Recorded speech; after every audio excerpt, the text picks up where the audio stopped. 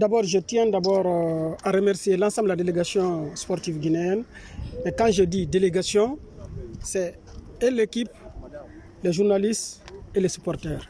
Parce que vous êtes tous venus pour représenter cette nation qui est la grande nation guinéenne. Et depuis que vous êtes là, il faut reconnaître qu'il y a la cohésion. Gagner un match de football, ce n'est pas seulement les 11 sur le terrain, mais c'est l'ensemble de la délégation. Chacun joue sa partition. Donc, je remercie l'ensemble de la délégation pour la cohésion et le soutien que vous apportez aux 11.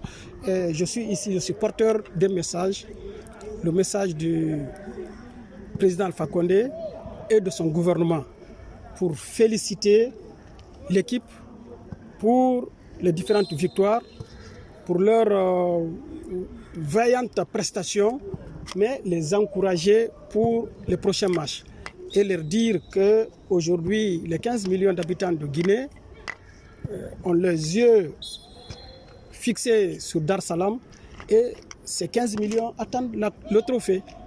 Le trophée, il ne s'agit pas seulement de gagner le match de demain, mais il faut gagner le match de demain et prendre la coupe dans le bonheur de ce peuple. Donc voilà le message que le président Alpha Condé m'a chargé de transmettre à l'ensemble de la délégation sportive guinéenne.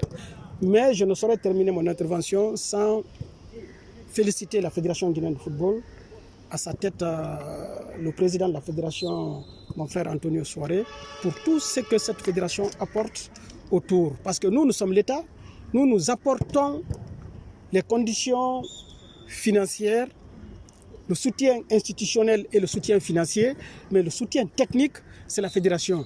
Donc c'est les deux ensembles, le soutien institutionnel, politique et le soutien technique qui permet à nos équipes d'aller de loin.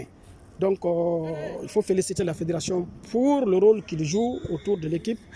Et de notre côté, j'ai dit aux joueurs que nous ferons tout pour créer les conditions nécessaires pour qu'ils aillent de l'avant, pour qu'ils représentent valablement le gouvernement guinéen. Je pense que hier, vous avez suivi la remise des primes et au fur et à mesure qu'ils vont avancer, les primes aussi vont avancer.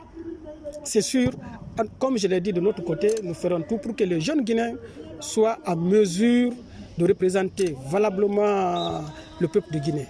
Non, si vous voyez que le chef de l'État m'a délégué pour remercier l'équipe, parce que l'équipe s'est bien comportée. Si l'équipe ne s'était pas bien comportée, je ne serais pas là.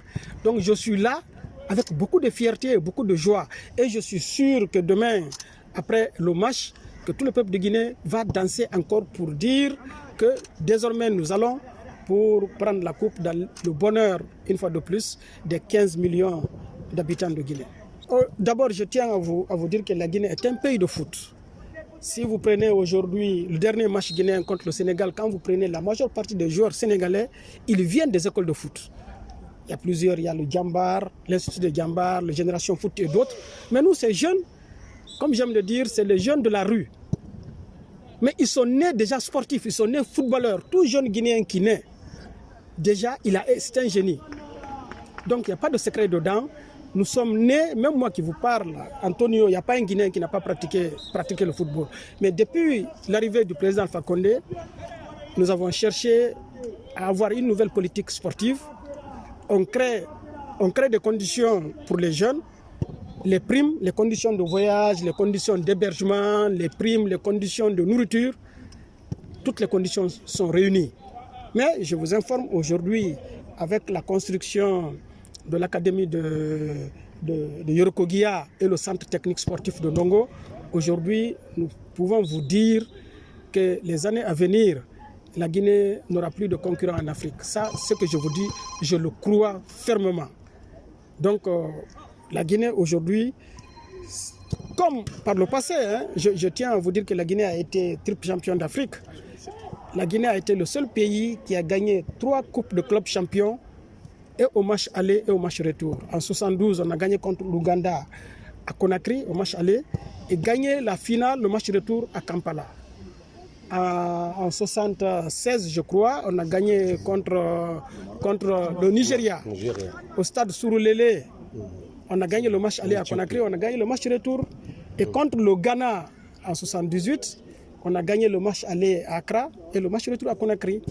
Mais malheureusement, nous avons connu un moment donné de l'histoire de notre football, de traverser le désert.